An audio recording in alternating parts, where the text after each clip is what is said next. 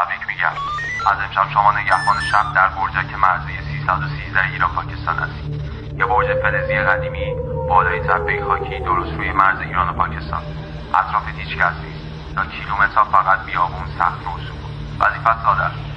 شب‌ها رو تا طلوع این بالا بمون، دوربین‌ها رو چک کن، بیسیم‌ها رو گوش بده. ولی قبل از اولین شب این قوانین رو بدون. قانون اول: اگه بعد از ساعت 1 دیدی یک نفر از دور داره میاد ولی پیراهن تنش نبود، چراغ رو خاموش کن، اصلا حرکت نکن. قانون دوم: اگه رادارها شروع کردن به بوق زدن ولی چیزی اطرافت ندیدی، سریع روی زمین دراز بکش. نفس نکش. اون چیزی که رادار حس میکنه تو حس نمی‌کنی. قانون سوم: اگه دیدی صدای خودت توی بیسیم داره پخش میشه، خاموشش نکن.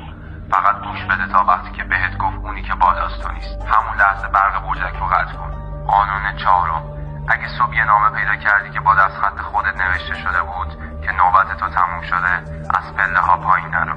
اون پایین مرز نیست. اون پایین فقط چیزیه که دنبال تو میگن. قانون پنجم: اگه دیدی از دور یکی داره چراغ میندازه پشتت، به هیچ عنوان برنگرد، چون ممکنه این آخرین باری باشه که برمیگرد. به مدت 1 ساعت فقط روبروتو نگاه کن. اگه سوالی داشتی فالو کن. موفق